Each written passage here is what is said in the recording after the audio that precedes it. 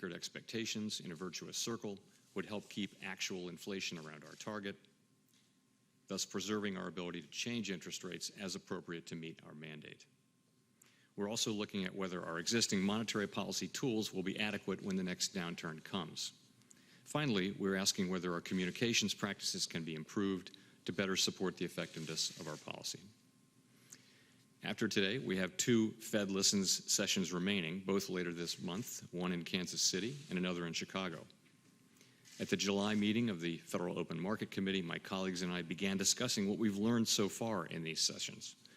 We continue that discussion at our September meeting and have a lot of work left to do. We plan to publicly report our conclusions during the first half of next year. One clear takeaway of the sessions so far is the importance of sustaining our historically strong job market. People from low and moderate income communities tell us that this long recovery, now into its 11th year, is benefiting them and their neighbors to a degree that has not been felt for many years. Employers are partnering with community colleges and nonprofit organizations to offer training, and people who have struggled to stay in the workforce in the past are getting new opportunities. So once again, welcome. Now it is your turn to speak, and we'll be listening. Thank you.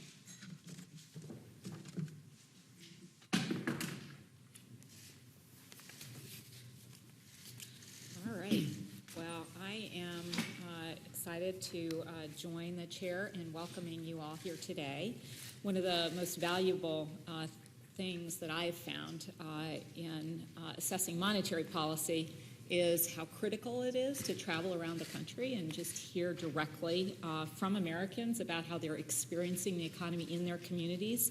And that's why it was so important to us as we embarked on this monetary policy review to go around the country and host panels in Fed Listens. I went to 2 different Fed Listens events. I learned a huge amount. That's why we're here today, is to get views about the communities that you're working with and hear a bit about how they are experiencing the economy. We're very fortunate, I think, in the U.S. that Congress put maximum employment right at the heart of our mandate, along with price stability. Given how central wage income is for the large majority of American households, our full employment mandate has served the country very well during this extended recovery. One thing that we've learned over the course of this recovery, I think the chair was referring to that, is there is no single number we can put on maximum employment that lets us know we're there. And that's why we need to hear from people how they're experiencing the labor market. So with that, I want to turn to each of our panelists. We're going to start with that focus on maximum employment, and then I'm going to turn over to Governor Bowman to talk about the second leg of our dual mandate. But let me start by asking each of you to introduce yourselves and your organization, and then we'll just jump into a conversation. So Denise, shall I start with you, and then we'll just work our way up? Sure. Thank you. I'm really pleased to be here. I'm Denise Scott. I'm the Executive Vice President at LISC. I manage all of LISC programs across the country. Annually, we invest about $1 billion a year in community revitalization efforts, partnering with government and the private sector, communities, banks, philanthropic community, and the like. We're in about 45 cities, including urban and rural, in about 2,000 rural communities. And the work that we do, really, our lens is comprehensive. So we believe that there's no one remedy that really is going to solve the problem. And so we're looking at strategies everywhere, everything from preserving affordable housing, working with small businesses and entrepreneurs, helping residents to gain skills, and the education and training that they need to secure living wage jobs. We're also investing in health care programs in schools and rec centers and the like. Our work impacts millions of people across the country. I just wanted to take a moment to share a few stats with you, acknowledging ahead of time that for all that we do, the scale of the problem is so immense that it really still isn't enough. But we still take pride in what we are able to accomplish. So with that, one of our signature strategies, which was actually innovated by the Social Innovation Fund a while back, is what we call financial opportunity centers. And here is where we are really serving hundreds of thousands of people to do financial coaching and education, helping them with financial stability types of training to help build credit, develop savings, and maybe even grow assets. This has been immensely successful because what we're finding is that the training is not just enough. And so when you combine the other aspects of financial feasibility focus for families, that you end up with folks who are really stay more attached to the workforce. We are also financing schools and daycare centers, over 400 affordable housing homes and apartments over the years, lots of community space that's really supporting some small businesses, arts and culture programs, recreation, and the like. On the policy front, what's becoming more and more interesting for us is how do we forge more multi-sector partnerships? And especially I'll call out a growing partnership between ourselves and the health systems sector. And just yesterday, as a matter of fact, we announced a partnership with Centera Health System and Optima Health in Hampton Roads, a $100 million investment under the banner of social determinants of health. The healthcare center recognizing that perhaps the issues that impact health might have a lot to do with things like housing and jobs, educational levels, and neighborhood conditions. And so more and more that's become a focus. I'll just end my introduction by just focusing just a little bit on the small business sector. Just to say that we've been investing in business-type ventures with not-for-profits over the years, are really forging more of an effort to focus on small businesses. Later on, I could talk more about what's in our way. But at the end of the day, the question for us around full employment, attachment to the labor market, the impact that this has on our families, we are beginning to call our work on the economic development and employment front a focus on the social determinants of employment. And so I'd like to be able to share more about that as we talk. Thank you. Thanks, Denise. So I'm Chad Moutre. I'm the Chief Economist at the National Association of Manufacturers. Today is Manufacturing Day, so happy Manufacturing Day. We're having about 2,800 events plus around the country really to celebrate manufacturing, to celebrate its importance in the overall economy, and hopefully to change people's minds about it being a great career to go into. It's also, next year is our 125th anniversary, so the NAM was founded in 1895 in Cincinnati, and so you'll be seeing a lot from us. Just think Got Milk, but for manufacturing. Over the next year, lots of activities planned under the Creators Wanted banner with an event kind of culminating next year in September. I think, again, South by Southwest, except for manufacturing in Cincinnati in September. So that's all kind of exciting. So I'm Chief Economist at the NAM. I'm the chief and only economist. But I also straddle over into the Manufacturing Institute, which is our 501c3, which really dedicates itself quite a bit to the issue of the skills gap and finding training. So we know, for instance, that the inability to find talent is the #1 issue for our members. It's trade as well, but certainly we hear an awful lot about just the fact that there's not enough talent out there, and we'll be talking about that, I'm sure. And the Institute is doing a number of things in that space, including working to create more veterans, to attract more veterans to go into manufacturing, to attract more women to go into manufacturing. We just acquired the FAME program from Toyota. So that's helping to expand apprenticeships in the manufacturing space. And so there's a number of things that we are doing besides Manufacturing Day, which is hopefully helping to kind of highlight that as a sector and as a career. Hi, how are you? My name is Melinda Mack. I'm the Executive Director of New York State's Workforce Development Association, also known as the New York Association of Training and Employment Professionals. It's that name because it was founded in 1978, and so we could have a much snazzier name if we renamed it now. So similar to some of the other groups that are up here, our organization is focused primarily on education, job training, and employment services. So I represent around 200 members who serve over 1.5 million New Yorkers each year around education, job training, and employment. It includes our community college systems, our local workforce development boards, career centers, many community-based organizations and providers, and labor unions. I think for us, the conversation for me is I'm thrilled to be here and also excited that you're seeing this dual mandate as a critical role and aspect of the work that you do, primarily because it's not just about maximum employment, it's about meaningful employment. And so I think I'm excited to talk to you a little bit about today what we're seeing on the ground when it comes to the quality and the types of jobs that many of our members are seeing. Folks who typically aren't entering into the labor market, what they're accessing and their ability to move up, as well as the wages associated with that work. Our job in our state has been to be sort of the primary advocates for the job training component, but also this concept of really thinking thoughtfully about the connection between economic and workforce development. Similar to Denise, this movement towards capital-driven workforce development, meaning human capital-driven workforce development and economic development, is critical. I think for too long, the piece of the pie has been just around the built space, not recognizing the impact on the people who live in those communities, right? And so I think we're sort of seeing a movement towards that in New York State, but more broadly, this thoughtfulness around what does it mean to live and work and grow in a community along with the built environment. So again, I'm happy to be here, and thank you very much. Thank you so much.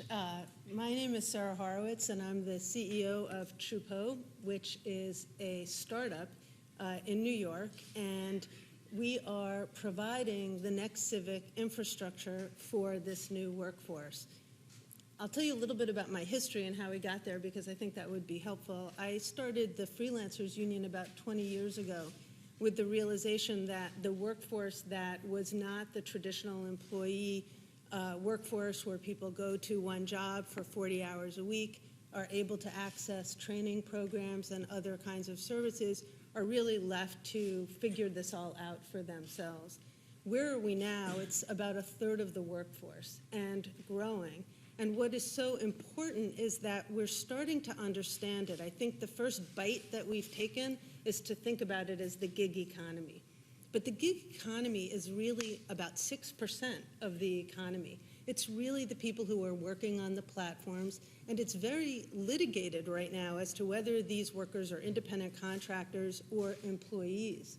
But if we start to move from this little bite size and go across, we see that actually we're talking about a very robust part of the economy that crosses class and economic lines, it crosses skill lines, it crosses regional lines, race, gender. And so really what we're talking about is the future.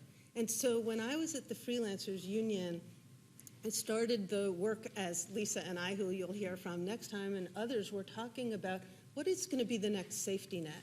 And that really was the thread to start to build the first portable benefit systems that built on the great work of the building trades unions and the entertainment unions that really built the first portable benefit systems.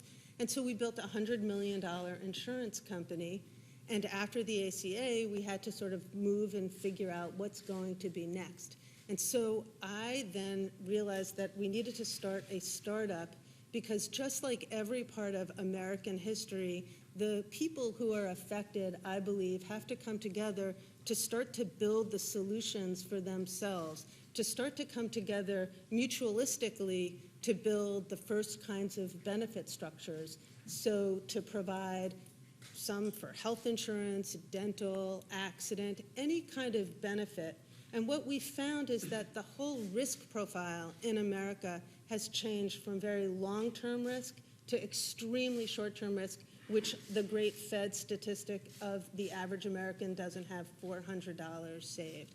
And so what I would say is of the main things I would really like to focus on is that this workforce is beyond the gig economy. It is just so much broader, number one. Number two, we really don't have a safety net for them. And as we get to some of these questions, we'll particularly see that that's important with regard to unemployment insurance and training. And the third is that we're just going to have to open our minds and open our politics up, because the two-dimensionality that we're going to find ourselves in is not going to lead us to these solutions. And again, it's going to be make the path by walking and starting to show we will start to build these models, and the role of government will be to support the models not to take over them. So thank you. Great. Thank you very much. First, thank you very much, Mr. Chair and Governor, for having us here today and for even opening up the doors to reserve so many folks can be heard. And it's nothing like hearing folks who are feeling some of the challenges of today's economy, notwithstanding the experiences that others are having as well. So I serve as the president of Broward College out of Fort Lauderdale in Broward County, Florida. My name is Greg Hale. I've been serving in that role for about 16 or so months now, and was general counsel and VP for government affairs about 8 years before that, before assuming this position. And when I was talking to our board about pursuing this role, one of the most important things that we talked about was how was it we were going to make a difference in the communities that otherwise don't feel that difference through post-secondary education. We are essentially a community college that started offering baccalaureate degrees in 2007. We have 10 baccalaureate degrees now. We are an open access institution. About 70% of our students receive Pell Grants, which essentially means they're coming from the lower income levels. And we have about 63,000 students at Broward College, making us one of the largest institutions in America of post-secondary education. We have about 5,000 incredible faculty, staff, as well as students that make us a great institution. In fact, the Aspen Institute has ranked us in the top 10 of all community or state colleges in the country out of well over 1,000 as one of the top 10 on 3 occasions. And so we've been very excited about the work that we've been doing. But notwithstanding the success that we've had historically, it becomes incumbent upon us to think about what differences we can make for those who are not necessarily benefiting from this economy. And we know that post-secondary attainment is critical to economic success. Every economist will tell you that, but notwithstanding, we know there are people who are not getting that exposure. One of the data points that we really focus on at Broward College is the reality that at about 50 years ago, the bottom quartile of income earners had about 6% of their kids graduating from college, and the top quartile of income earners had about 40% of their kids graduating from college, with baccalaureate degrees, that is. And you fast forward to close to today, and we're looking at the top quartile going from 40% of their kids graduating from college to 77% or thereabout, and the bottom quartile going from 6% of their kids graduating from college to a mere 9%. And so what we have been aggressively working on is how do we change that pattern of post-secondary access, opportunity, and attainment. And I'll even tell you a quick story that I grew up in South Jamaica, Queens, New York at a very difficult time during the 80s and 90s. And my mother decided that she would send me to school in a better neighborhood about an hour away. I was in third grade, I started that. And then in the 6th grade, it was 1989. And I was graduating from elementary school, and I was excited about it. And I actually told a classmate, "Isn't this amazing? We're going to be the last class of the decade." And he immediately responds to me, "No, we're going to be the last class of the millennium because we're going to graduate college in 1999. And that's the first time I'd ever heard the word college. I got lucky, and it was a fickle experience. And so the goal of us as an institution is to ensure how do we eliminate the component of luck, but make it a matter of clear opportunity that is available to all those who need it. So thank you very much. I look forward to continuing the discussion." Well, thank you. So this morning we heard unemployment, 3.5%. I mean, if you thought 10 years ago, right, 3.5% would have been quite a jaw-dropping number, lowest unemployment rate we've seen in 50 years. Does it feel like full employment in your community, or the people that you're helping to connect to jobs, or the people that you're helping to provide security for? Does it feel like full employment, and how does that differ from perhaps how it might have felt 10 years ago? And, you know, Denise, do you want to jump in, and then we can move around? In many of our communities, it does not feel like full employment. And it doesn't for a number of reasons. In part, back to the concept of social determinants of employment, there are so many variables that really impact the ability of people to get a job, to stay attached to the workforce, to skill up in the workforce. And then the barriers are anything from the quality of the housing you live in. Is it making you sick? Are you missing work because of it? Do you have to move so often that you can't maintain enough time to get tenure in a job so that you can advance? Or are you in a situation where even though employers, in this market, employers tend to reach down, they're looking for more diversity in the workforce, they're willing to make concessions, which is all a good thing. And so people maybe with not the right amount of skills but the right basic skill sets are employable in this market. But you're not employable if you're in a rural community and you can't get to work because you need a car or some way to use some form of access in order to get there. So those are some of the barriers. We talk to employers who tell us that they really do want to see that workforce at the entry level move up, but it's so unstable. Their attachment to that workforce is so sporadic that what ends up happening is that the movement of people really in search of housing is causing this non-attachment, or that there are training programs that might be available, but the length of time of the training program becomes a barrier in the sense that people would prefer to take a low wage, not necessarily a job where you can advance because it's immediately available, whereas the training program will take a lot longer for you to prepare for. In Denver, the city decided, along with a number of employers, Enlist, the Housing Authority, that maybe a good option might be to offer a rental subsidy. And so it started there for us, a subsidy that provides some years of stability for a family in housing and hopes that they can stay attached to the workforce long enough that from there they'll be able to propel. Right now, it's a 3-year program, probably not nearly enough years in a way, considering what we're trying to overcome, but better than the circumstances that they were in before. This is one strategy that seems to be taking up a lot of steam. In some places, we just opened an office in Charlotte, and there the city and the healthcare sector, again, the healthcare sector, there's entry-level people who people who want to work. That's not the question, and jobs that are available. And so that's another place where we're in partnership with government and the private sector, the healthcare sector, we're likely to build housing, workforce housing. So more and more of our efforts, we're racking our brains and trying to figure out how to make opportunity zones work for workforce housing. So housing sort of really stands up as a big factor. But in places like Chicago and Detroit and a whole bunch of our neighborhoods, where the regional economy may be at 4 or 5%, in our neighborhoods it's at 20% or 25%, and all of that because of some of the things that we're talking about. So I could maybe stop there and let some of my colleagues jump in. Demand is there, and the Demand is there, the opportunities may jobs be are there. but there are structural barriers to connecting with those opportunities, including rising expenses. Expenses. I mean, rural is a whole nother story, but I'll just call out the transportation component there. But it's not the only barrier, but it's a big one. Whether or not people have been attached to the criminal justice system.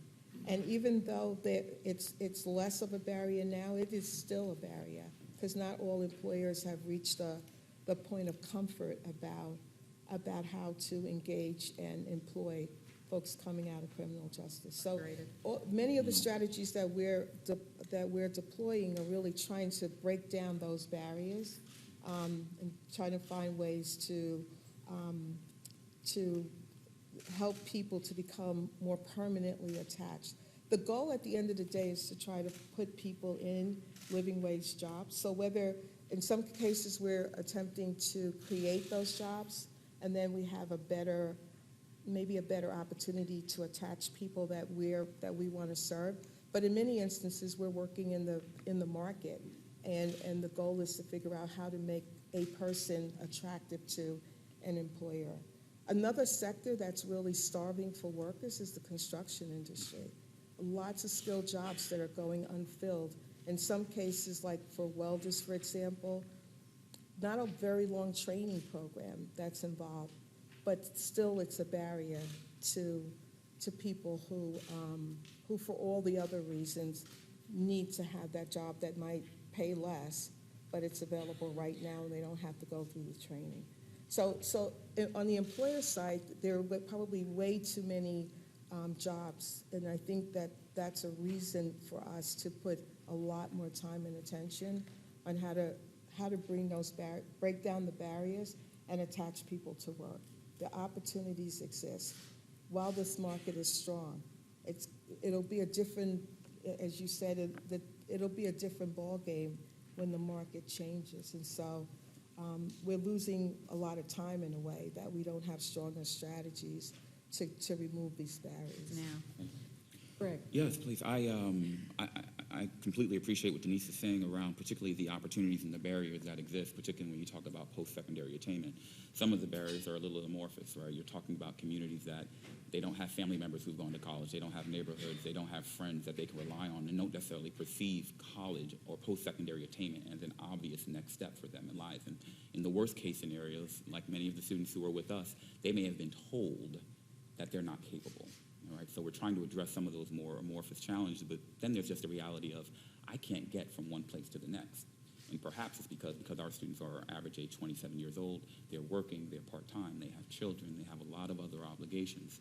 And so one of the things that we think about doing is how do we make sure that we are actually penetrating communities and making sure we're doing the best that we can to ensure that opportunity is available to us. Most of us in this room probably have college degrees. If we have children, we've probably talked to our children at a very young age about the potential for them to achieve post-secondary education. And so we're not necessarily going to be in everyone's homes, but as a post-secondary institution, we talk about how we can own some of this challenge. And so when I became president last year, one of the things that I asked our team to do immediately was, notwithstanding the 3.3% unemployment rate, to take a look at what are the college-going rates and post-secondary attainment rates, as well as the unemployment rates in every city and every zip code in Broward County. And as Denise mentioned, notwithstanding that broad-based, very healthy unemployment rate, we saw a number of zip codes with 10+% unemployment. And of course, the corollary was that they had very low post-secondary attainment rates.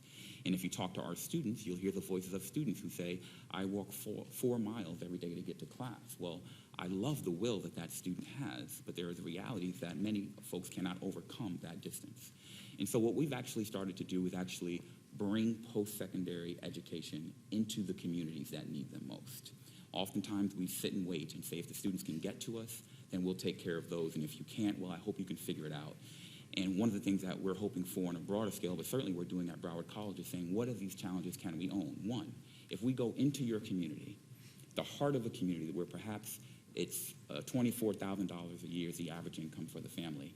And if we can place ourselves in the center of those communities and live there and provide post-secondary attainment, not bounce in and out, but to live in those communities so that when a student or a mother or a father is walking between their home and the bus station, they know that post-secondary opportunity is available right in their community.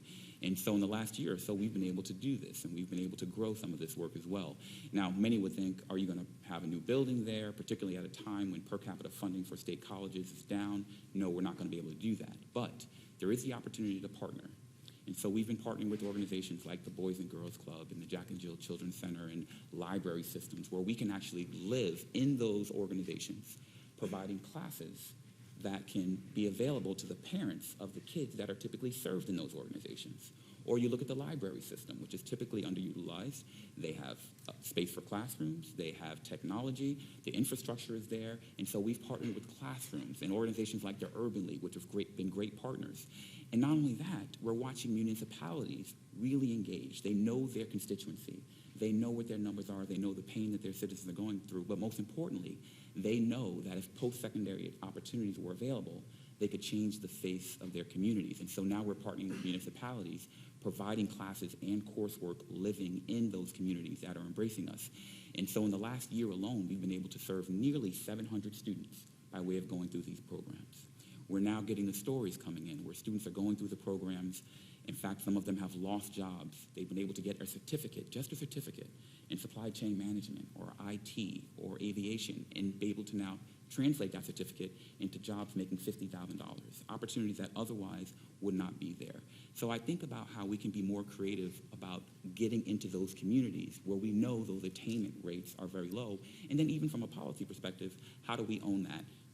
What are we trying to do for attainment rates in those most challenged communities? How are colleges trying to increase their enrollment of students from those most challenged communities? And then, of course, as we look at social mobility and economic mobility, how well are colleges playing in that space? The program we've designed is called Broward Up, designed for students who are coming from these communities. UP standing for unlimited potential, with a recognition that everyone has the ability, but the limitations on opportunity are what we need to be embracing on behalf of our students and working with them to ensure that the opportunity is there. Sarah, I'm going to just ask you to reflect a little bit on the kinds of workforce attachments, the folks that you're focused on. Does that vary over the course of the cycle? Are there more people that might be freelancing or sort of self-employed now, or perhaps at the depths of the recession, or is this just a structural trend? Yeah, if I can just go back for one thing, I think one thing that's interesting as we are as a panel sort of seeing the 360 as the whole, I would say that freelancers really are, there is a lot more work than there was certainly after, the recession. The real story, I think, is the hollowing out of the middle class, that they're really not making the same amount of money in real dollars, which I think is shocking. So I speak with so many freelancers, and what they will say is, I'm a graphic designer, I'm a content provider, I literally am making less money than I did before. And because they're independent contractors, they don't have the right to unionize. And so it's very difficult for them to engage in any kind of collective relationship, which would have the effect of bringing up those wages.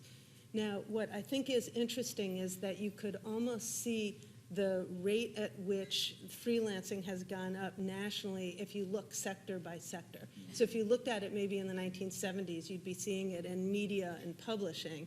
But now what you see is that almost every single sector has a freelance component to it. So I think that's one thing. The second is I think that we're just seeing the rise of just an incredible number of work platforms that are coming out, so that there's a way, if you don't have the network, that you can enter into. And that's a whole other conversation, but I think that that's a change, and that's how people are coming in. And then moonlighting. People are having a side hustle, trying to figure out, is there an opportunity for that? So I think the real answer in a sentence is yes, it really is structural, it really is changing, but you're seeing the nuance within. I think the really hard question is, how are we measuring it, and how much is enough? And when I was trying to think about that and coming over here, I wondered if we could channel the people who came up with the consumer price index. Let's just take that cart and go around the supermarket and figure it out. And I think that that's the kind of exercise that we're going to have to ask ourselves as a country, which is, how much is enough? And I would say that what is enough? That I have affordable health care, that I have an affordable place to live, that I'm not in debt, that I have enough that gives me some sense of security and optimism.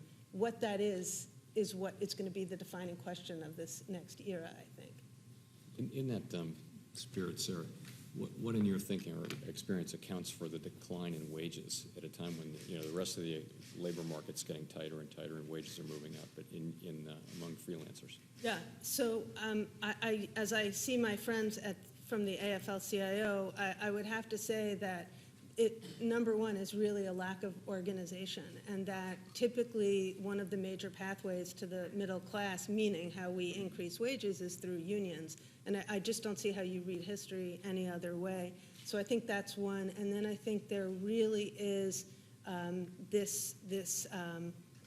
so many people, it's so easy. I'll give you actually a good example. When I've been talking to freelancers and talking to people who are voiceover artists, what they'll tell you is, it's a skill, and if you're great, but the technology is so simple to get into the market that anybody can buy the technology, put it in a quiet room, and you're a video artist, and you can undercut the other people who have been doing it a much longer time. I think that's an example of technology. With Completely. technology. Yeah. Interesting. One other, just the middle class, I think many people left the status they had when the market changed, and they never got it back. They never got back the job that they had before the market went down. And that, I think, is contributing to the growth in the industry where people have become entrepreneurs, because that became a better alternative to the job that they once had that just never came back.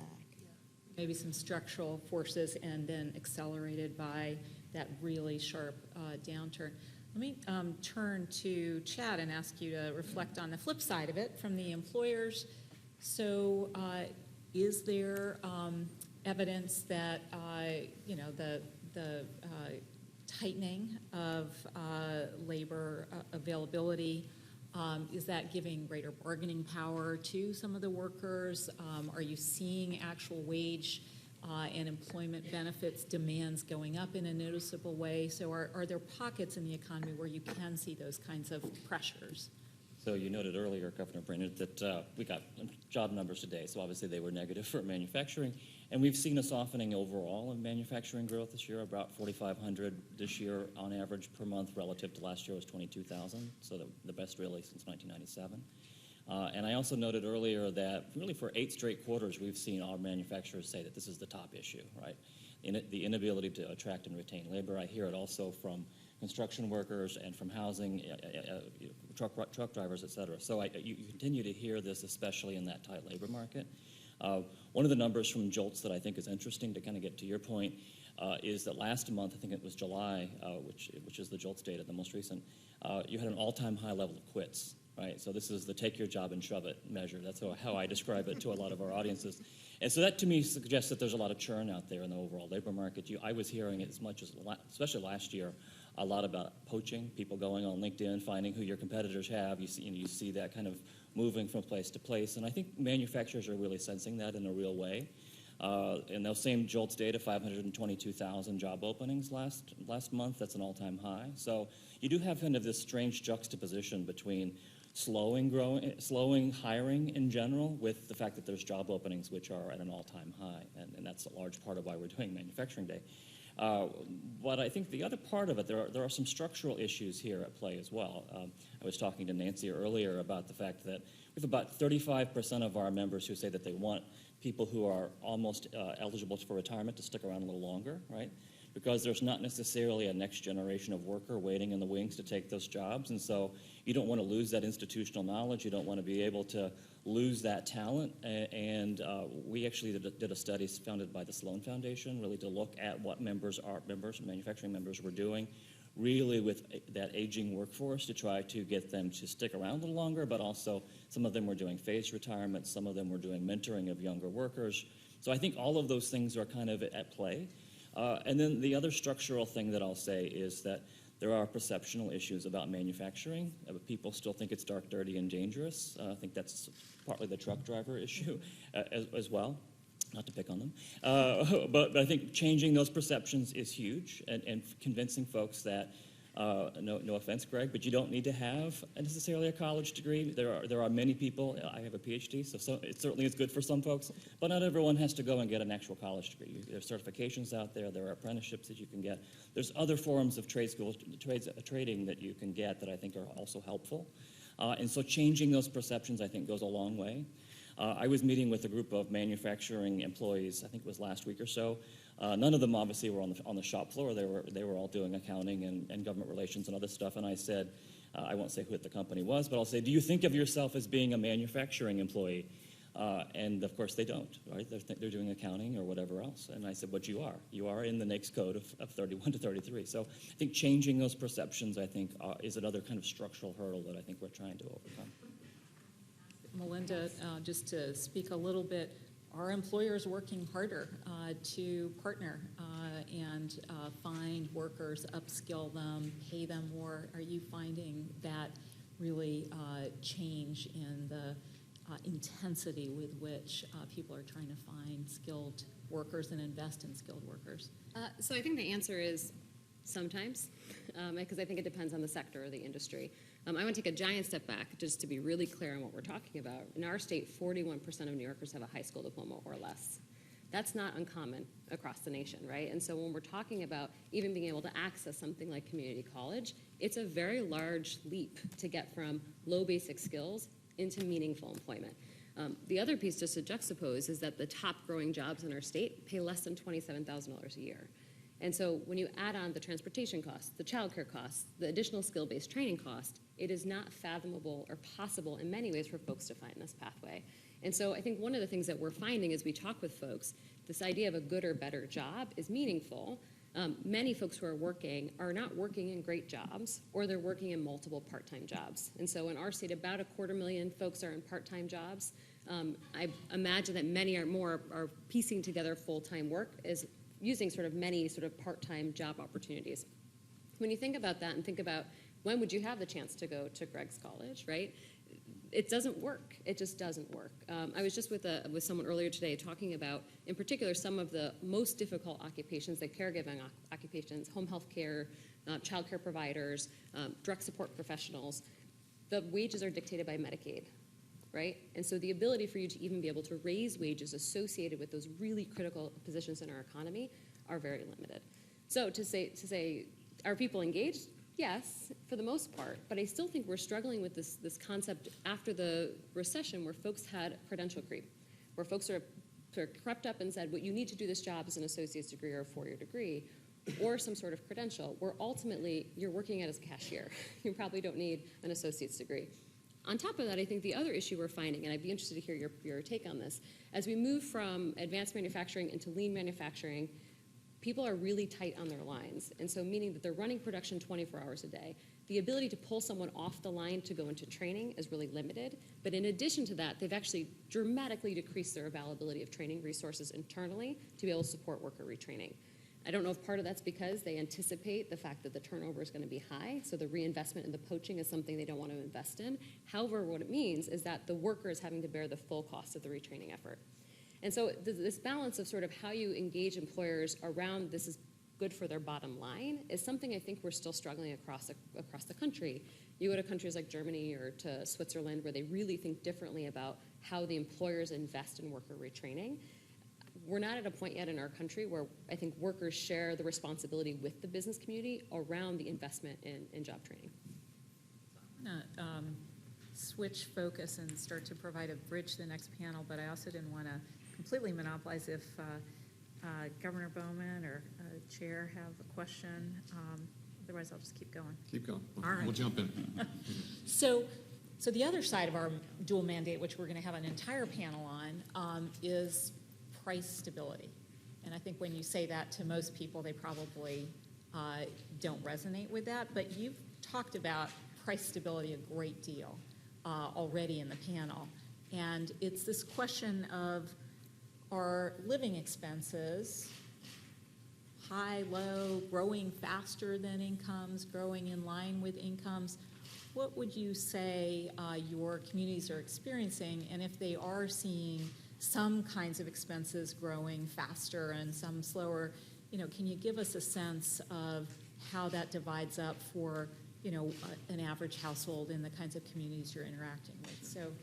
Yeah, it's a great question. So there's a report that United Way produces called the ALICE report, Asset Limited, Income Constrained but Employed.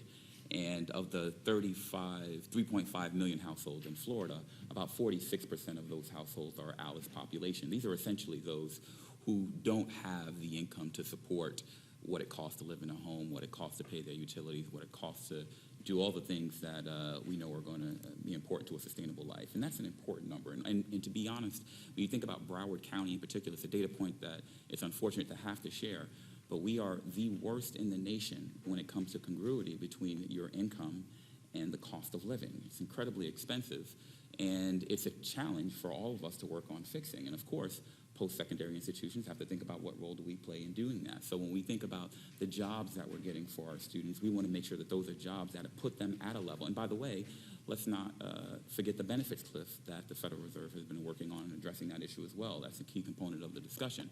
And so when we think about how we get there in light of the challenges that we know exist, one of the data points that we need to be conscious of when we talk about what level of attainment is required.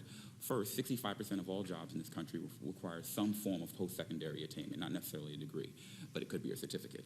For every job that requires a master's degree, there are 2 jobs that require a baccalaureate degree and 7 that require a certificate or an associate's degree. And so where's the opportunity? And so when I talk to employers who may be keeping their wages flat, but they're offering bonuses to get people in the door. Of course, it's hard to keep someone after that 2 years when the bonus contract expires, but notwithstanding, they're doing what they can, particularly in aviation and nursing, et cetera.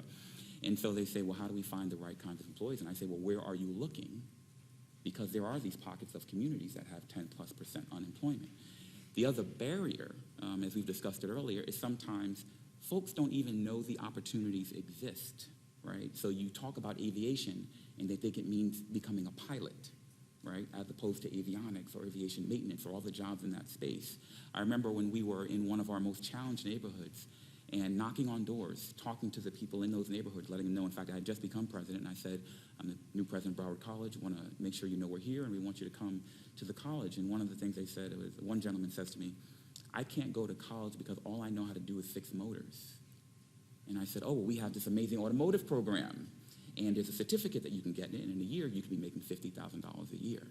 And by the way, that certificate ladders into an associate's degree if you want to go there and get an associate of science and be making 40 to 50 or more beyond that as well.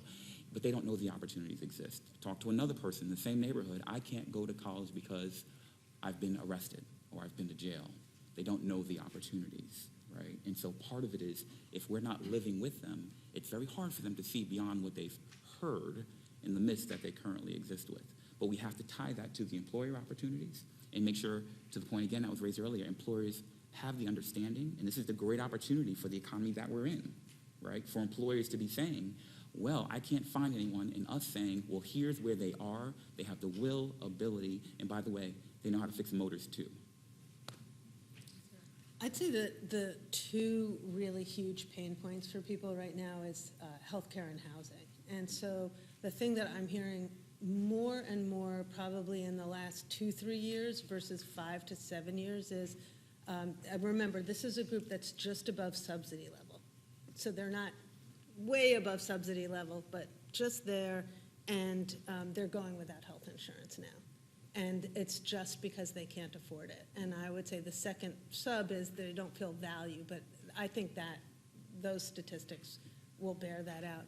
I'd say housing is another obvious one, both for rental and for home ownership. And I think one of the other things is, you know, when I started with Freelancers Union 20 years ago, you'd say, well, where are the freelancers? You know, Brooklyn, San Francisco. Now you really see that freelancers are really moving to every tertiary city in every state because the housing costs are available, which I actually think is going to be a great trend in a funny way, but it's not going to be out of a position of strength. It's really because they're struggling with that. So I would add sort of on top of housing and transportation, childcare is an incredible, undervalued challenge in terms of really reaching full employment. I think in our state, obviously, women are probably most impacted still in terms of being able to access and have available childcare. As a parent of 3 small children, the only reason I'm able to be here today is because I have regular, stable, affordable childcare in the fact that my husband stays home with our kids, right? And so I think one of the challenges we're finding is, in particular, if the childcare subsidies that are available don't allow you to access available and affordable childcare, and you have to make the choice between going to a bad job or putting your kid in unsafe childcare, you're going to stay home with your child. And so I think the availability of affordable childcare is incredibly important, but it goes back to this caregiving conundrum. We have increased the quality standards for childcare, as we should, but it also means you often need to have an associate's degree or a baccalaureate degree to provide childcare in our state, yet you're still only making minimum wage. And so again, there's this conundrum around it's a limitation on the availability and ability of folks to work, yet we can't quite subsidize our way out of it in order to be able to make the issue go away. The only thing that I would add, not really from a manufacturing perspective, but I think just from a national perspective is, and I'm sorry, Greg, you might have a different opinion, but student loan indebtedness has gone up pretty substantially. Yeah. And I know even in my old days when I was at the SBA, it's holding back entrepreneurship, it's holding back a lot of other things that I think, and people are coming out of college with an enormous amount of debt. It takes some years for them to pay it off. And it, I think, takes away some other opportunities that are out there that, in terms of starting households, et cetera, that I think are some pretty profound challenges. Let's go to Denise, and then I'll let you come in on student indebtedness, too. Mm-hmm. Yeah. I would reference the Alice report as well to say that 51 million households are struggling to pay for housing and health care and food and transportation and child care. Nowhere in the country, not in urban or rural places, are people working with moderate wages able to afford a two-bedroom apartment. Not a single place. And so that just begins to tell you.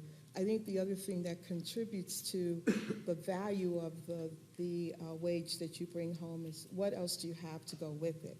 And as federal, especially, benefits begin to diminish, that is having an impact in a lot of households, immigrant households, people at the lower wage level where there may have been some form of benefit that they were qualified for. As the value of that begins to diminish or even just access at all to it, then that wage no longer goes as far as it once did. So, one of the things, that's such an important issue when we talk about debt related to post-secondary attainment. And one of the things that I always get concerned about, particularly when students decide before they've ever looked at whether they want to attain a college degree, they've decided, particularly from our lowest income communities, that they cannot afford it. And they don't necessarily know that at a school like Broward College, it costs about $82 per credit to get a degree or a certificate. Or degree primarily. When you include tuition and fees, you're talking about $117 per credit. When you're talking about an associate's degree, you're talking a total of $7,000. And we're one of the unique institutions that offers baccalaureate degrees. When you do add that on, you're talking about an additional $7,800. So you're talking about a baccalaureate degree for $15,000. And probably most importantly, and this is a statutory obligation of ours, but it's something we own anyway, regardless of the statute, is that these jobs are designed to meet these degrees, our bachelor's in science or associate in science, designed to meet workforce needs. So that means at max, you've incurred $15,000 to get a job making $45 to $50. Now I say at max because, as I mentioned earlier, 70% of our students, particularly, and this is not atypical for community colleges, they come in and they're Pell recipients primarily, which means all, most, or maybe just a little bit, at least some of their debt is covered by federal Pell. And so by the time you're done, we've looked at our data at Broward College, we know that when our students graduate with an associate's degree or a baccalaureate degree, very few of them, a small percentage of them actually have debt upon graduation. And so you're looking at but it's the $1.6 trillion story is an important story. But post-secondary debt, as well as cost, is very dynamic. And as we think about the opportunities to provide certificates to students that ladder into degrees, the most important thing is to make sure that's not disguised by a fear of what's possible or the cost of attainment, particularly in these institutions like ours that are doing so much to ensure that those costs either are nil or don't exist by the time they've graduated. So I'm gonna ask two more questions, and then I think we do have time to invite the audience to ask a few questions, so I'll just give you that heads up in case there are one or two people that want to ask a question. So we have heard, I think so far, that the economy is a heck of a lot better than it was. There's a lot more employment opportunities, although it doesn't really feel like maximum employment for some of the people who are more marginal. But there are opportunities to upskill. Wages are growing, but they're not growing as much as housing costs and healthcare costs. So mixed picture. Flip side, how much do you worry about your communities if the economy were to weaken from here? And what would you be watching for as a potential sign? And how do you think that would affect the progress that you've been making? And I'm going to start with Denise on this one. I guess in some ways, the communities that we work in, I'm not sure there's a big difference from their perspective anyway, I would say, between where we are today, where there are so many opportunities because of the barriers, they're not really benefiting. So the change, I think, at the level of community perception may not be, they don't see a difference. What we see as an industry is that because we know that the job market is, let's call it plentiful now, that we want to figure out ways as quickly as we can to take advantage of the opportunities, to try to get more people attached in ways that are sustainable. So it's an interesting dynamic if you're living in many of the communities that we're living in, that when we talk about all that is available, that folks are just not, so it's not very different for them. We would probably do a lot more if we could. And one way that we think we can is to create more opportunities for small businesses in some way. Because we think that we can, perhaps if we could help better sustain that sector of the economy, we could possibly keep more of the folks that we want to get employment for employed. With the barrier for us lending to small businesses, credit enhancement. I mean, at the end of the day, we can't make the credit analysis work for our credit committees, basically. But so, and we are an SBA lender, so we do that. But there's this margin of lending between maybe $5,000 and $50,000 that could start up a business or even maybe convert a business that might have an impact if we could get it to scale. So it's something that we're looking into. Chad? So obviously, manufacturing is pretty cyclical, right? So, I mean, hopefully we don't see the 2.3 million workers we lost in the Great Recession. So I don't see that coming up anytime soon, hopefully. But I think manufacturers in general are preparing for some sort of a slowdown or hopefully not a downturn, but hopefully something next year. And I think they're preparing for that in very meaningful ways. I kind of go back a little bit to what we experienced in 2015 and 2016, right? So a little bit of much of a slower period, obviously a lot of global headwinds and the energy pullback. Keep in mind that 90% of manufacturers are small and medium-sized manufacturers, and so you have to kind of separate them out a little bit by firm size. Many of those smaller manufacturers operate more like family. So what they tend to do in those types of time frames, I'm sure the same is true for when we hear from Holly about small businesses. They might cut back hours, right, rather than let people go, or they'll do some other types of flexibility rather than, you don't want to see that person leave, right? Manufacturers are operating much more leanly than they were before, so it's not like they can necessarily afford to lose that talent, right? So you'll often see them operate a little bit more family-like in that way. The other thing that I think that will be interesting to watch as we move forward is so many manufacturers are investing in new technologies, the disruptive technologies of robotics and AI and all these things. That obviously is going to have long-term implications in terms of our overall productivity, et cetera. But I think that also perhaps will help a little bit of a cushion, I think, as you move forward, more of a longer term, not just during the downturn, but later as well.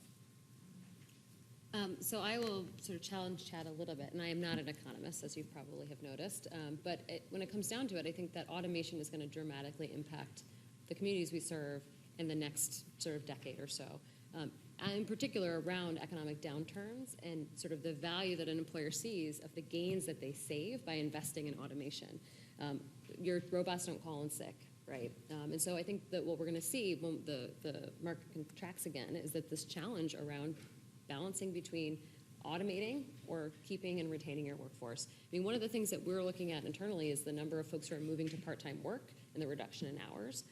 Again, the reduction in hours tangled with benefits, right? When do you make the decision to go on public assistance or keep working are real questions that I think many of our folks have to ask. I would also sort of say that I think as we look across our state, across New York, we do often see an increase in folks moving into a job training-like program when the economic downturn hits. The key is making sure employers continue to stay committed to investing in those programs and investing in providing the core competencies that are necessary above and beyond what we typically hear as soft skills, right? It's soft skills is often code for something else. What we really need is what are the technical skills and abilities that translate to meaningful employment for folks who go through many of the training programs. And so, again, I sort of share that because I think during a downturn, employers sort of step back from those engagements and say, it's not necessary, we're sort of worrying about our own shop and less about the employment and training pipeline. One last thing I will mention is I think it's really important for folks in this room to recognize the federal money for workforce development funded through WIOA and others, that falls way after an economic downturn hits. So having lived through the recession in New York City, working in the workforce system there, we were seeing folks coming through our doors in droves and had very limited resources to serve folks meaningfully until ERA hit, which is many years after the downturn hit. And so I share that because often folks on the ground will see this start first, but the federal resources fall very, very late. I think that the next downturn is going to really expose the lack of a safety net. So if a third of the workforce is independent now, it's literally ineligible for unemployment insurance. And so I think that that is going to make us say we should revisit maybe the 1940 strategy of how we structured that. And we don't really have the actuarial models, so perhaps setting up some pilots where we could actuarially test, because what is unemployment if you have 6 gigs and projects and freelance? Yeah, so, I wasn't, almost. Well, I did read that plaque behind you, and so the walls here probably remember a lot of this. But in 1940 was how we started with unemployment insurance, and it was very much like an on-off switch. Are you unemployed? Because we needed to know that we needed to get money to you, so you would start spending. As I'm lecturing you, is that crazy or what? But Queen for a day. I might not be such a bad lecturer compared. But so the unemployment, the idea was obviously that we were going to get that money back into the economy. What has happened is we didn't anticipate that the rise of the independent contractor would be something more than the ones that we saw back then. So what I know happened in the recession is at the freelancers union, 12% of the members went on food stamps because it was the only thing they were eligible for. So I think that we're going to start to see a real heavy use of different things that we aren't anticipating, and I think that's going to be difficult. So what are their coping skills? You know, one of the great things about being a freelancer is that you have this portfolio of work, and so we saw in the last recession that the employees really had a tougher time in many ways because they had nothing. Whereas freelancers could kind of mitigate and deal. And because they're not eligible for these programs, they have to be a really scrappy lot. And so it's not fair to ask people to be so scrappy, but they are. And so I do think that that's what we're going to start to see. And there will be struggle, but they're very entrepreneurial. Obviously, a downturn would hurt a lot of folks that we intend to serve and that we are serving. And I think about how do we try to get ahead of it. And so whether you're talking about automation or downsizing, you know, one of the things I think that not only us, but a lot of institutions of higher ed, community college, universities, and the like, could be thinking about how do we partner with those companies that we know will, if not because of pure downsizing, because of automation, will likely be losing a number of employees. And so I'm sure in this building and certainly at my institution, we have a lot of folks who could tell you what jobs are unlikely to exist over the next several years. The question becomes, where's the opportunity for intervention as an institution of higher education, one that is designed to retool folks at the technical level as well as through the degree level, to work with those organizations and say, where's the opportunity for us to retool either within your organization, because notwithstanding the fact you may be losing someone here, you surely have needs over here. And then if it's not retooling within the organization, then it's retooling potentially outside of the organization and looking at where those opportunities are.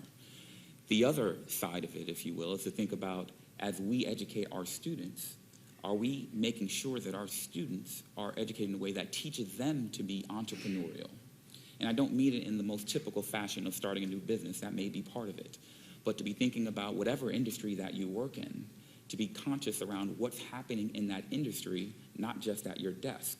And where are the opportunities around the bend where you need to be retooling your skills? Because at this point, because of the dramatic change that we see, we know a lot of jobs that won't exist that are here today, and we have no idea what the jobs are that will be here tomorrow.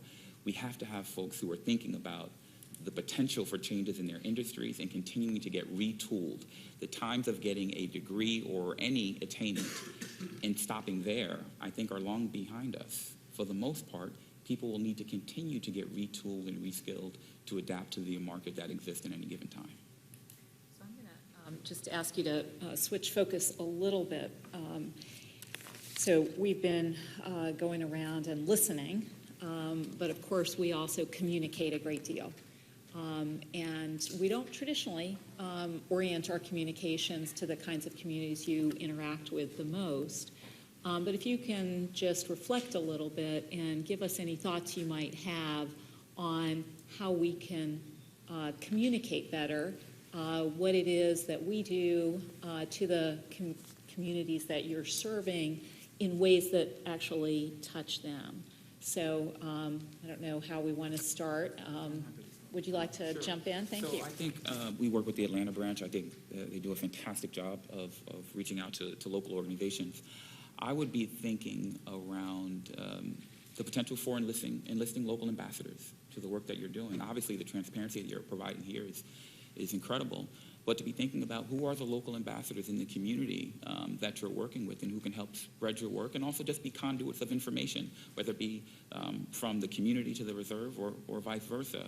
And surely you wouldn't have any problems doing that, but I think it also, as you think about touching those communities, part of it is just reality. Chairman Powell, candid conversation, right? Part of our local communities have no clue of what the reserve does oftentimes. And oftentimes they don't necessarily trust information from folks they don't know. And so the best that you can do, I think, in many ways, is to enlist folks in those communities who you know are trusted ambassadors in those communities to help deliver some of the information that you have, and again, be conduits of information from the ground up as well. Yeah. Sarah. Yeah, I think similarly when with these kinds of convenings, I think every regional bank seems like it's starting to, and probably has a long tradition of having these conversations.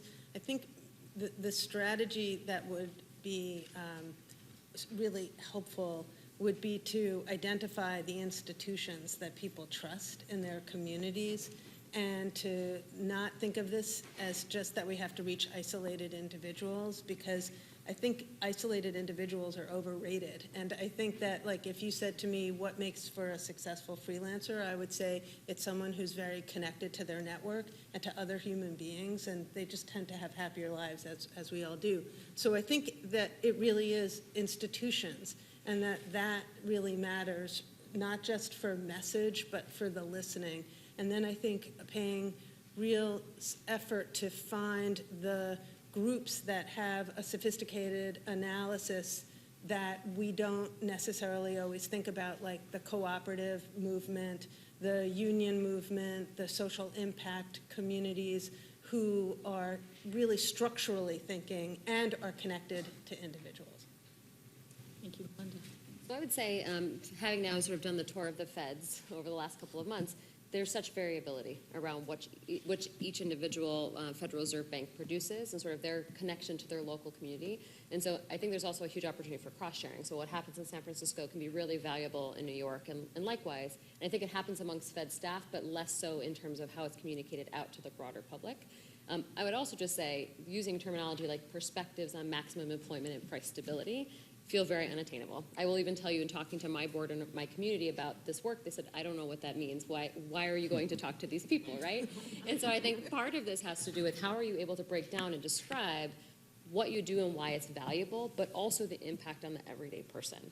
Because I think ultimately, when the inverted yield curve came up, everyone suddenly knew what that was, right? There's a lot of these terminologies that are coming out in the rhetoric these days that I think folks are unclear how it connects directly to their work.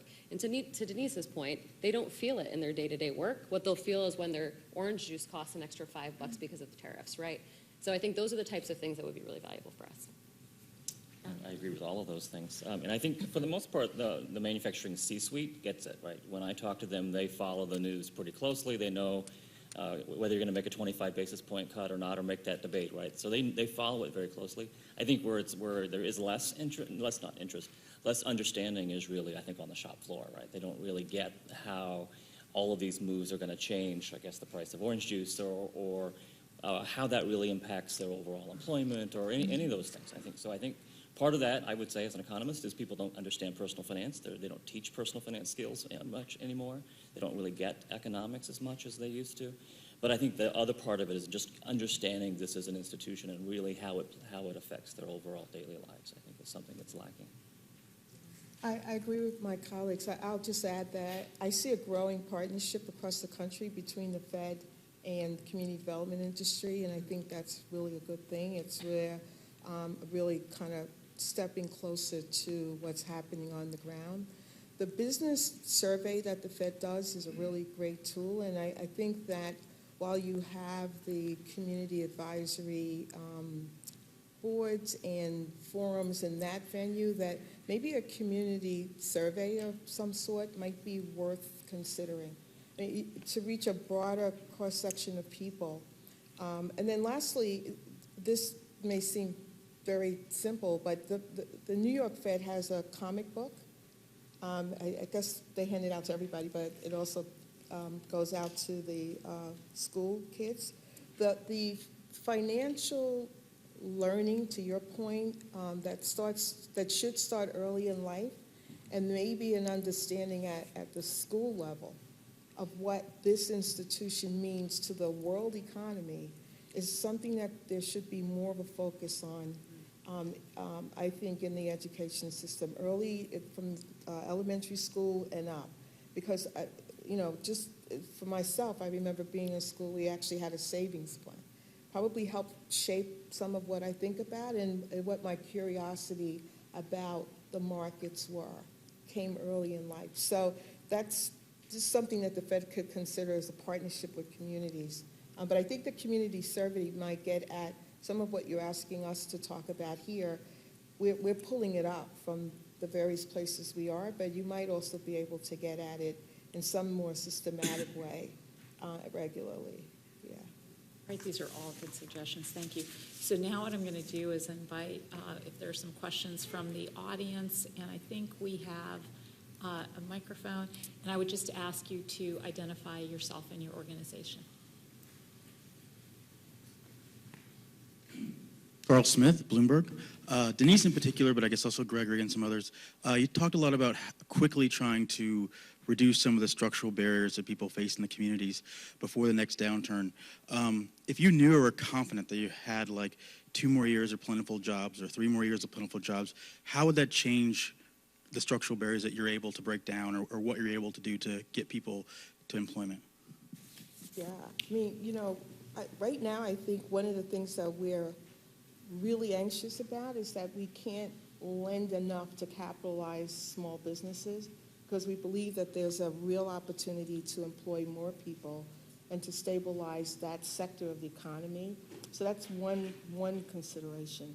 I think another consideration really is finding more of a relationship between the private sector that's willing to pay for, like some employers that are willing to pay for the kinds of barrier reduction things like rental subsidies or transportation pathways, that those kinds of partnerships with the employer sector could be a way. The idea being that the more people you can get more stable in the workplace, the better their shot at surviving a downturn.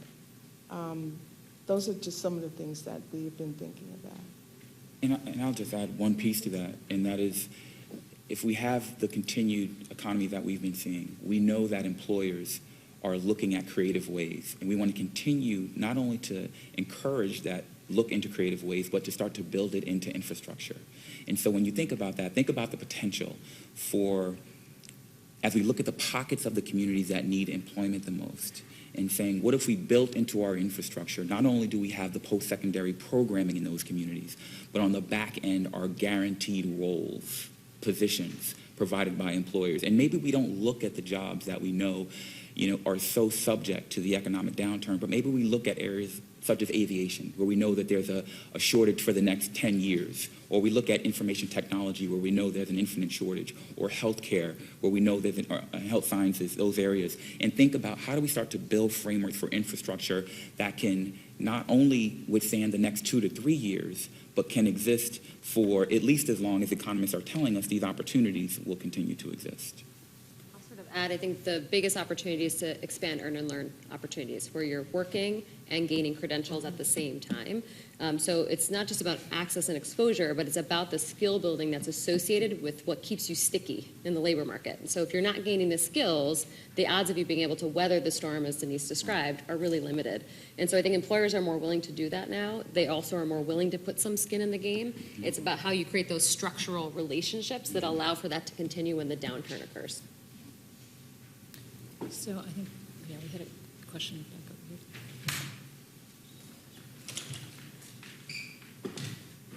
here. Hello, I'm Byron O'Geist. I'm CEO of Opportunity at Work. I think this is a great discussion, and actually this last question in particular, and my question is very much about some of the structural issues in the labor market. And we haven't talked as much about degree requirements, pedigree, credential requirements, and not as a matter of skill, but as a matter of signaling. And I think in a world in which, it's over 60% of adult Americans don't have a bachelor's degree, and there's been a tremendous increase in the bachelor's degree requirements for jobs, well in excess of the skill requirements. So now 3/4 of secretarial positions require a bachelor's degree, when only a third of secretaries, existing ones, have a bachelor's degree. And so as you think about the turnover, this is a problem. And at a regional level, at a community level, what you start to see, and even the city like Washington, D.C., when highly educated people move into a city, it's not just real estate that becomes unaffordable. You'll notice that the job postings all start to shift very quickly to require bachelor's degrees. So the people who were living here before actually are pushed out of the job market, not just the housing market. And I think in some institutional fixes like Broward, you can do some things locally, but I really would love to hear more about what you would do structurally. And I would like to say that I think the Federal Reserve could play a very valuable role, both from your community development and from your business convening side, because there are a lot of new jobs being created that from a skill perspective wouldn't actually require a bachelor's degree, but they're all being listed that way. So the growth, the new jobs, robotics, process automation, Salesforce administrator, you name it, it's being done that way, an exclusionary way. Opportunity, the Federal Reserve has done this opportunity occupations work. It's tremendous, terrific work by MSA. I think there's a lot that could be done, but I'd really love to hear more on that, because I think it's much easier to have a job guarantee effectively at a statistical level, at a regional level, than a company by company level. So if there was some way to take that aggregation power with I think it could be powerful. Greg. So it may sound like I'm being evasive, but I promise you I'm not, okay? One of the things that, because if you look at how from a structural perspective we try to address this at the highest levels, and think about what are some of the things that would lead to some of the outcomes that we're looking for. So one of the ways that I like to think about this is from a social mobility lens, right? When we talk about our most challenged communities, we're essentially talking about how do we ensure that, notwithstanding the fact that they're in the bottom quintile of income earners, that we get to move them up, right? From up at least 2 quintiles is how we're thinking about it, right? If we're doing our job really well, we're moving them up at least 2 quintiles, regardless of where they started. And so we have seen, I would call it some percolation around post-secondary attainment being included in certain measuring sticks. So U.S. News and World Report has started to look at, not in a grand way, although they are talking about it publicly, but social mobility and the roles that colleges play in social mobility. And of course, I know many folks in this room are familiar with Professor of Economics at Harvard, Raj Chetty, focusing on social mobility, and we've been working very closely with his office on looking at, frankly, how do we, and hopefully others embrace this as well, become the best when it comes to social mobility. And when you look at it at the state level, although we haven't started to see that in performance funding, which has really started to become the new way of funding of state institutions, is there an opportunity for states to say, we're going to start to hold folks accountable or incentivize social mobility as a component of their funding? And now you've built in, at least to some extent, an infrastructure that says the state's leaning toward, where in Florida, we're looking at 60% attainment at least, but not the social mobility component yet. But looking at where you can build that into regulatory frameworks that can allow institutions of post-secondary education, as well as organizations, nonprofits, and otherwise, to start to coalesce around that. And then maybe you can start to fill some of those other holes that come with the social mobility that you're aiming for. I'll sort of add too, I think, and I'd love to get Chad's point of view on this, that like the NAICS codes don't represent, and the SOC codes that we have, the occupations of today. They just don't. And so I think that one of the biggest challenges is being able to run the data and the research to understand what are the occupations and skills and abilities that are attached to those occupations. So what we have now, especially with new occupational codes, the wild west of skills and abilities that are being said are necessary, when in reality, I mean, I'm sure if we took a show of hands, if your job description described your job, you would not raise your hand, right? And so I think there's this ultimate challenge, though, around how you align that to the education sector. So how do you make sure that the folks who are having the responsibility of making sure folks are educated and trained for these opportunities are closely enough aligned with the employers to be able to articulate those micro shifts in skills and abilities? It may be a new version of a PLC that needs to be instituted. That's not something that folks typically can catch up with quickly in an occupational sense at an institution, because a PLC costs money to be able to lay out for training. And so I think that there's some real challenges around that. I think the other piece I will just mention is, in terms of credential creep, it's real. It's real, and it is a challenge to economic mobility, but also around sort of race class. And I think we often forget about the stratification of the way that we've structured race and class in terms of certain occupations or income and mobility, and that eliminating things like ban the box, making sure that we're removing any artificial barriers for economic mobility are critical just in the hiring process alone. In particular, online job applications are eliminating huge swaths of potential candidates because it forces you to check a certain number of boxes that may or may not actually consider your attributes as the ability to do the skill on the job. And so I think one of the things we've talked about, is there a way to start to really limit how you hire through online jobs, recognizing that it eliminates huge swaths of candidates? I agree with all that. I would say the other aspect to it, I don't think we've done ourselves a favor. I'm a former academic. I'm not sure we've done ourselves a favor by telling everyone that they have to get a bachelor's degree. I said that earlier. There's a lot of other skills out there that do not require a bachelor's degree. Maybe it's an associate degree. Maybe it's some other type of certification that I think often will pay 5-6 figures, right, in terms of starting salary, that you can do a really great job with.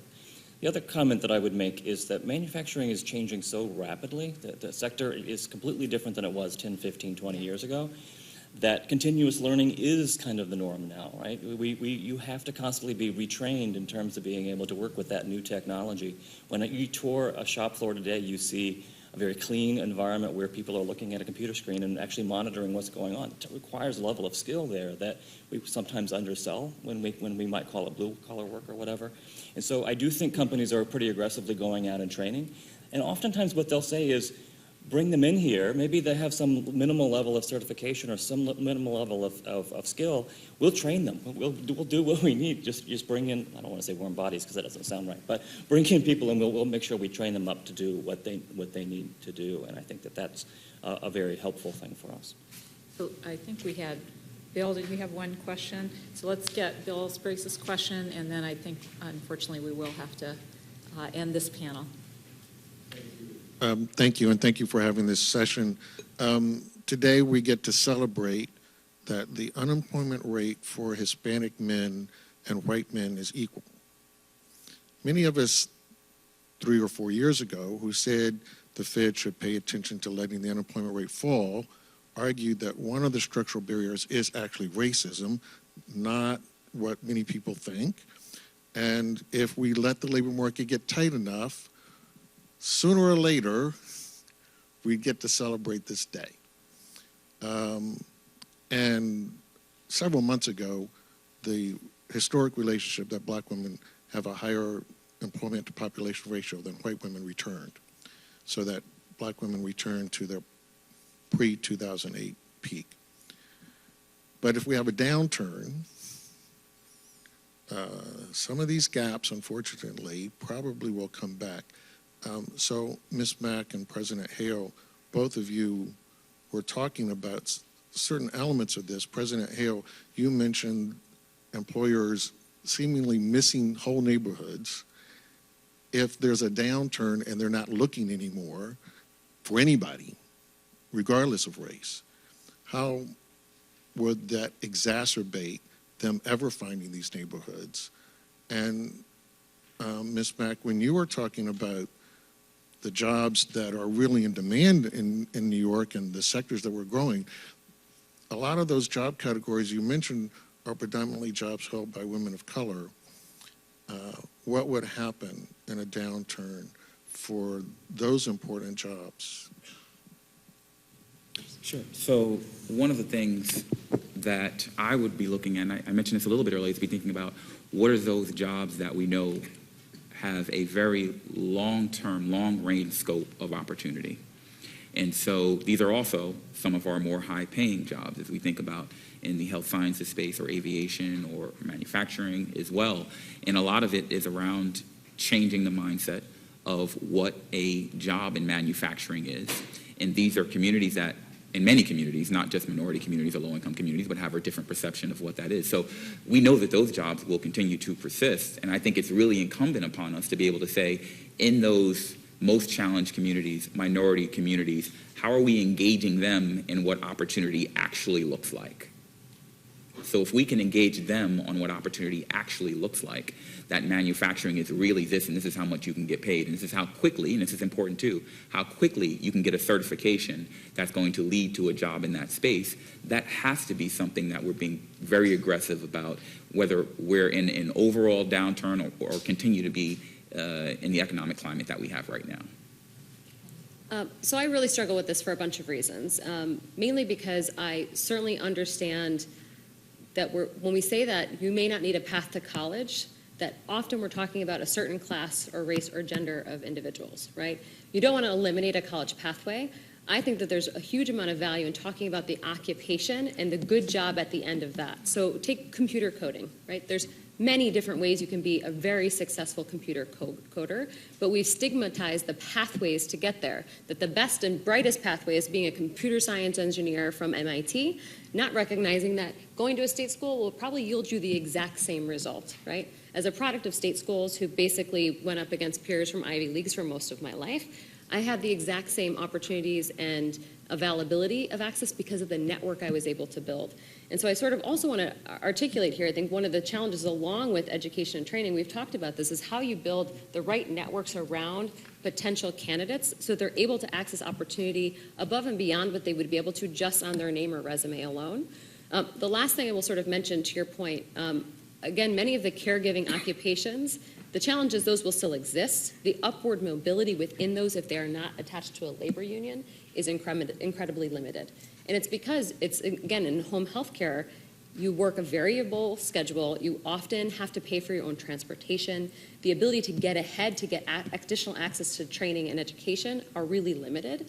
And so for us, it's around how do you think about how you holistically look at an occupation and a job seeker and a career seeker to make sure they have the right supports to be able to move out of poverty.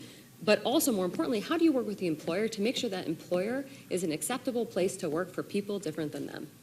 And, you know, I will say, in having worked in this space for a long time, if you are the first person of color or first woman to go work in an institution, your experience is very different than folks who come 5, 10, 15 years later. So there is work on the employer side around creating places to work that are amenable, good places to work for all potential employees.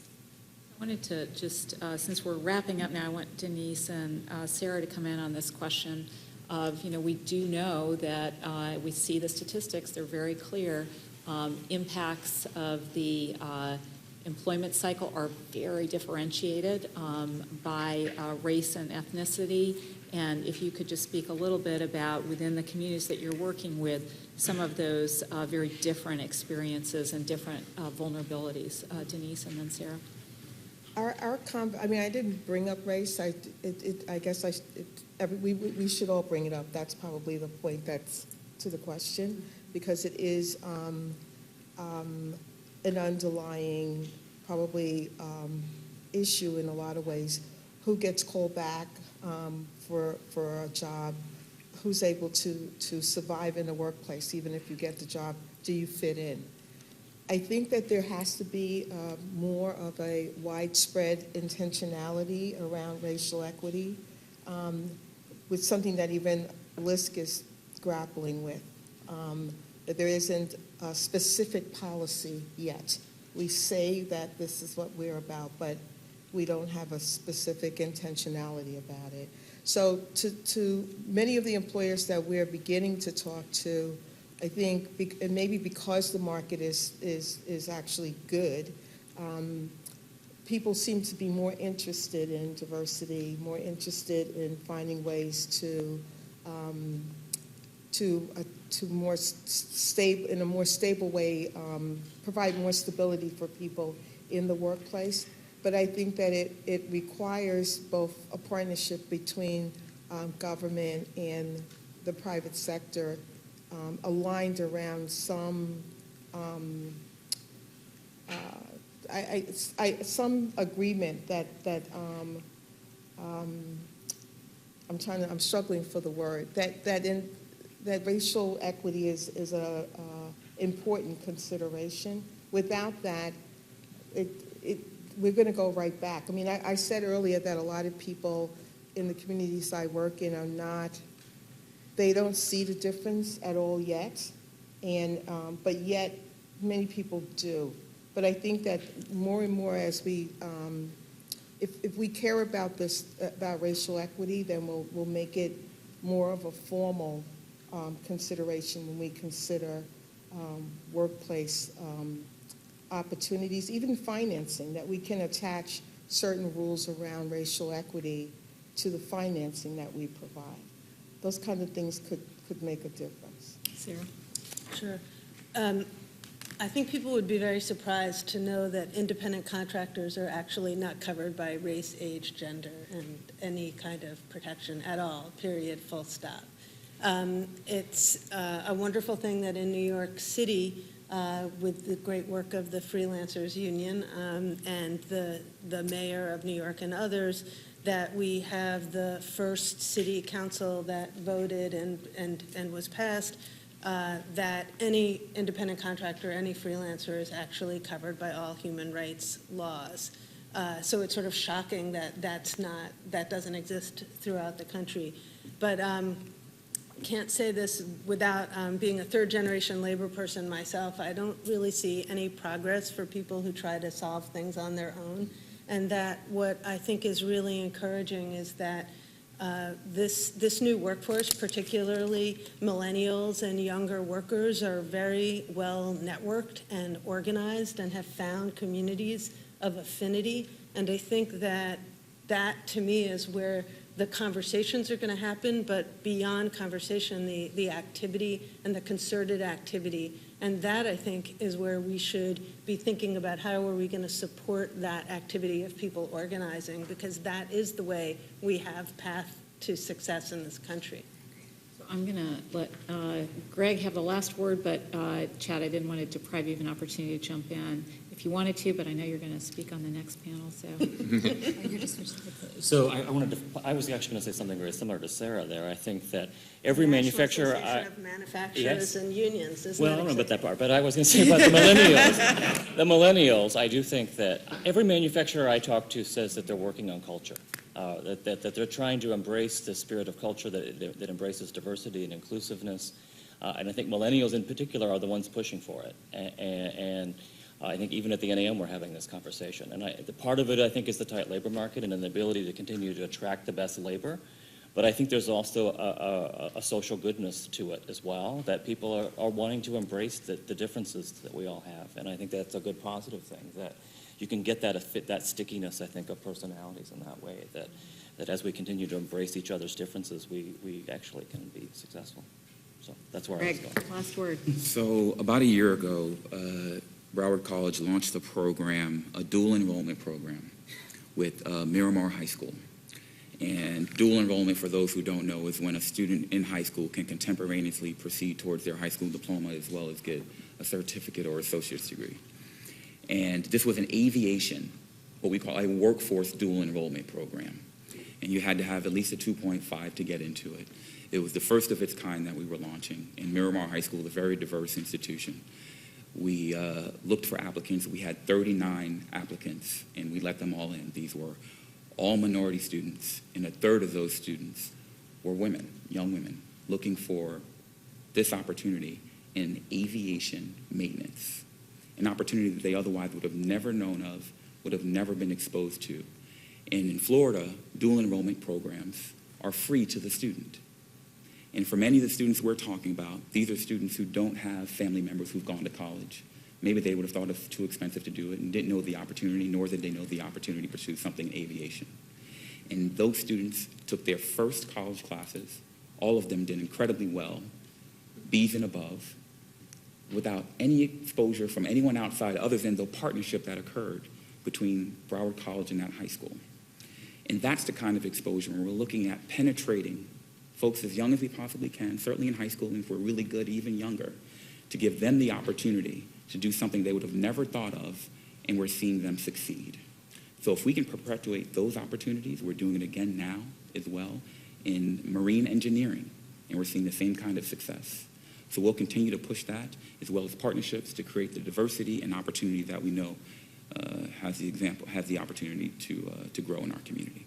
Thank you very much for having us here. Thank you. So we are going to take a half an hour coffee break. We're going to reconvene at 4 o'clock sharp in this room. And before we do that, I just wanted to thank our panel for some really thoughtful and thought-provoking interventions. Thank you. Thank you.